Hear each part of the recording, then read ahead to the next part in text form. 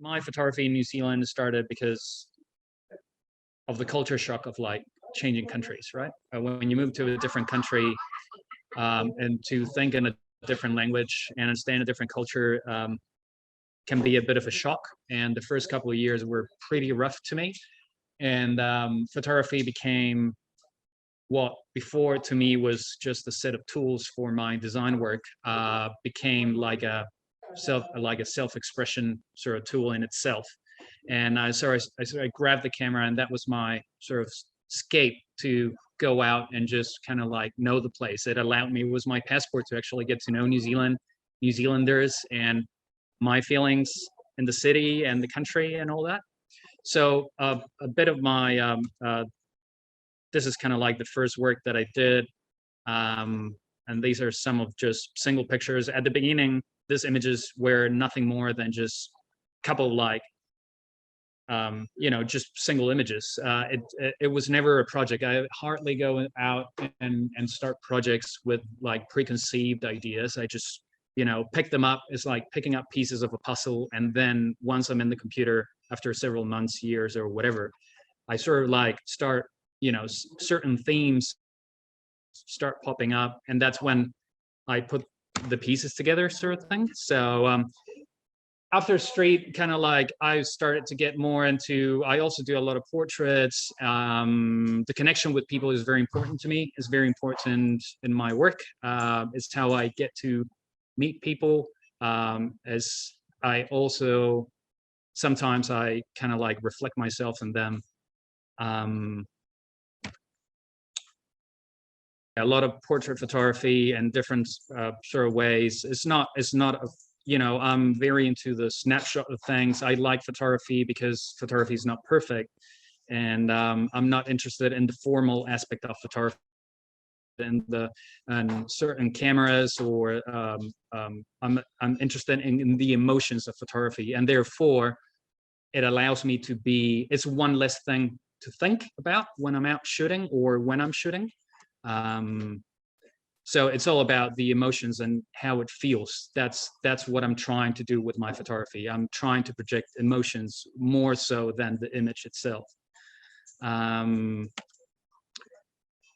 Places, the landscape is very important to me. The landscape is, of course, my escape, and it is the where I feel comfortable when you don't have thing, right? So I do a lot of landscape. The landscape stuff is really doesn't, I haven't showed it much because still I still think there's something in there that I haven't yet discovered or put together as a book or as an exploration. I'll show you later a few other projects where there's bits of this sort of ideas coming up, but not just yet. But this, what I'm trying to show you here, is just a little, like a very wide of the sort of work that I've done. And before we get into the kind of books or zines, how some people call it, just because there's a thing with, like, usually when you make little books and they're self-published, people tend to call them zines, as in short from magazine. That comes from the punk culture and like people stapling together their own thing and just passing it over, and that's kind of like the whole theme of it. In my case, yes, there's a bit of that in terms of made by myself, and but at the same time, I prefer it because it gives me another freedom, which when you're working with a publisher, you don't have. Usually when you work with a publisher, you're very limited to budgets, techniques, or times and stuff. Whereas when I'm self-publishing, of course, budget is a big thing, but there's a lot of like crafty bits that I can do to, kind of like increase the, make it more engaging, and the experience becomes more attractive. Just that, other than just a simple staple, zine, right? So I'm just calling books. Observations was the first one that I did. This was like, again, at the beginning, I came in 2011 until 2012. It was all like, I don't know what I'm doing here. And then by 2013, I kind of like, okay, I'm getting my ways around here. And observations became literally just kind of like a vomit of images that I put together, and I'm trying to make sense of what I'm looking at, what I'm experiencing here in New Zealand. And the thing, this was kind of like my own self challenge, in a way that these 6 books had to come out in 1 year. So every two or 3 months, I would publish one of these, right? And I didn't know I was going to be able to do it, but I kind of did it. And this was basically the kickstart, of like what I then, what then became like this favorite medium of mine, which is books. So I'm not going to show you like the 6 videos and stuff. Here's just one of them, but this will get you a little idea of what they were on about. Pretty raw, pretty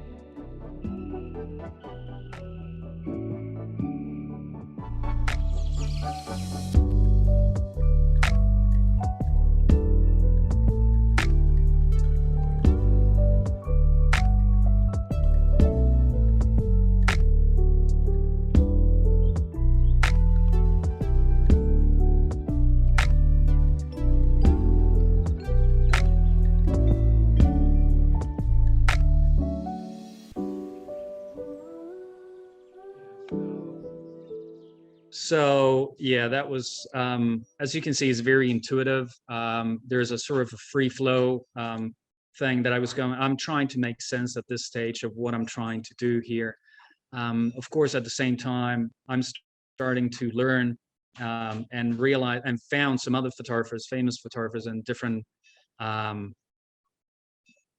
of like different styles of photography within the photography world that I was relating to. And that's, Japanese photography and European photography has a big influence in what I do and the things I like to do, more so than American photographers, even though I'm a Latin American and, I'm much closer to, say, the US and the big names in the US, like the Robert Franks and all those guys. So to the Kodelkas or the Dido Morianas more so.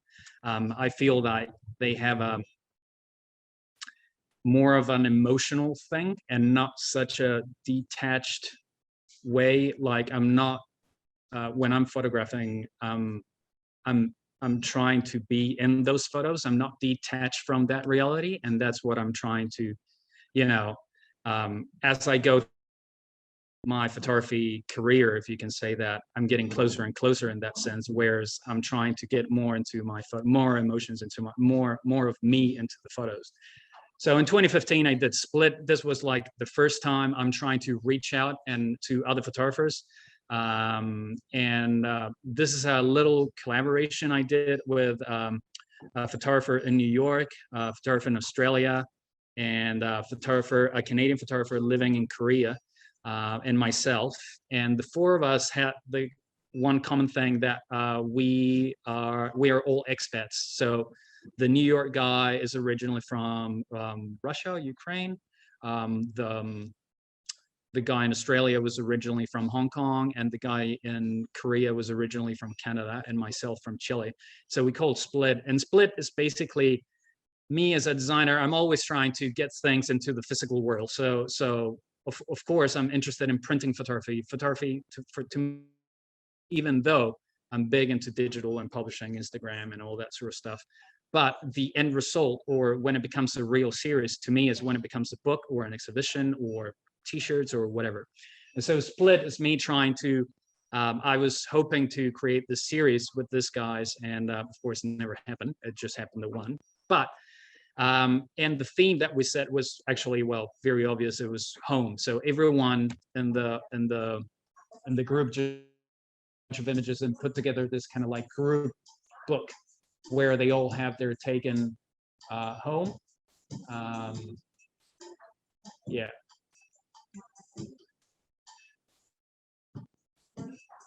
And it came out pretty nice because I think that since they were all expats, there's a the end result. I think there's a certain theme of like of how the images flow through the books, and the things and the memories and the sort of the intimacy of some of the images really flow nicely, I think, and I was really happy with this.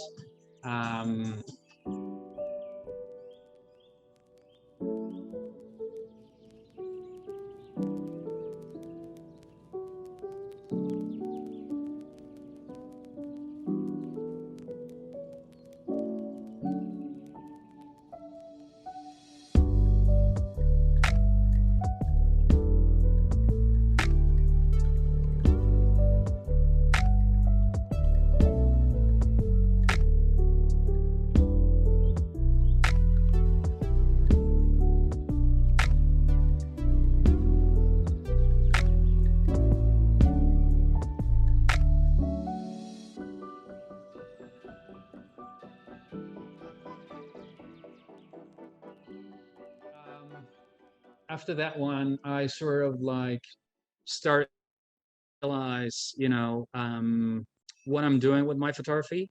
So, and by when I reached this point, this is like 2017, I decided to. It was kind of like when I was mentally making my sort of departure from my home country, and I thought it was a very nice way, personally, say goodbye of that. Valpo is short for Valparaiso, which is a coastal town in Chile, very famous and quite touristy as well. But it's a place that I've always been intrigued. It has a lot of like an art zine going there. There's a lot of like, well, a lot of like the Chilean artists have had something to do with Valparaiso someplace, and I thought, well, just one tribute to that place, which I enjoyed very much. And so I created this scene as just like a sense of place, right? Yeah, it's just straightforward as that. And this guy became then this particular book caught the attention of some of the publishers, some people internationally, and then it was one of the finalists of the Australian New Zealand Photobook of the Year. And then for this one, for the video, this is a busker, and he plays a song from this guy, Gitano Rodriguez. He's like a infamous, very cult artist, you would say, like a Valparaiso Bob Dylan sort of thing, and had a very weird life. It's not very known, even within Chile, but this particular song is quite famous. And I saw this busker as we were on. He just sang the song because he knew my mother-in-law, or I don't know if he knew it, but I knew her. But thing was that they met a couple times, they've seen each other a couple times, and so when I saw the guy, he decided to play this song for me, and I thought it was quite good to introduce this book onto the wider world, because it explains so well what Valparaiso feels like, more so than what it is like, right? Come on.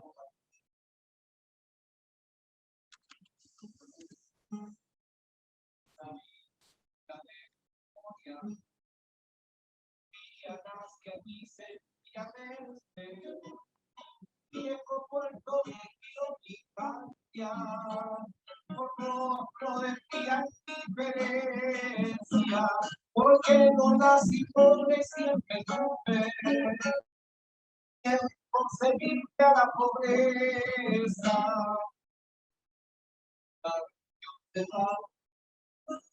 Para que lo pagamos conociendo el habitante encadenó las calles, la lluvia desfiguró las escaleras y un manto de tristeza fue viento por cerros con sus.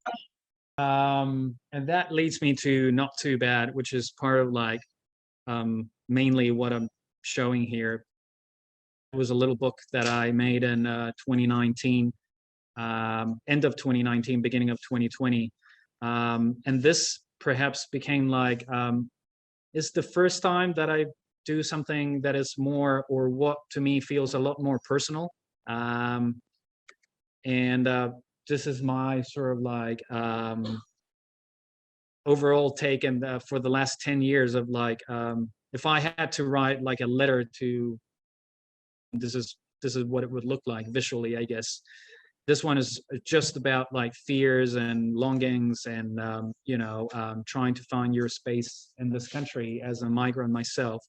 So, and on photography wise, another thing that I liked is how this pieces of puzzle come together after X amount of time. And even, at the beginning, I just wanted to go out, shoot, and hopefully get something to publish something, but it didn't work that way. And when I was working on this book, then things started to make sense photography wise to me, and that I would pick like a photo from 10 years ago and only now would make sense pairing it with a photo that I just took a couple of weeks ago. And and that's when you get that aha moment. And so these I'm just showing you like the part of what the exhibition was and are in the books. And again, just like in Valparaiso, this involved a lot of like crafty bits of me that I usually like to get into troubles doing. Like I wanted to make a book because I'm self-publishing, and I don't have basically the sky's the limit, and that because I'm not making money out of this, so my time is not really, and I'm not making money doing this. So, but that allows me to explore or try things that I couldn't otherwise. So for this one, I wanted to have the kind of like the half cover thing, and I want it not to have staples. I want it to have it like sawn stitched, and that even the stitching of the book would have to make sense or go with the story, I guess. Which I just wanted that sort of cross stitch, which me personally, I mean, is it probably doesn't even come across like that. But it's basically kind of like showcasing like all the ways that you have to go, like all the ways that I've been here in New Zealand, finding my place. It's like, it's kind of like a little road thing. It's never a straight line, even though you wish that. And these are just little video snippets of like me recording. I never thought of this would become useful for a presentation until I actually was putting this together. But these are the sort of videos that I do while thing and building like the books itself. And that's how I see what things are working or not. So this one took a lot of labor to actually make it a real thing. Also, I wanted the pages not to be just a little flick book, so the pages unfold themselves, so there's different interpretations and ways of how you perceive and see the images. He is about, this is one of the final copies of, I mean, before it became final. You see it changed to yellow. The decisions for that sort of stuff, it still feels intuitive to me. Whatever works or whatever feels good, it's what I go with. There's no reasoning other than I thought that cross stitching was amazing and it was part of the thing. So I wanted it to make it happen. That involved a lot of going to Spotlight to get actually the real needles, because I was breaking them with the regular needles on the sewing machine, because sewing paper is a lot tougher.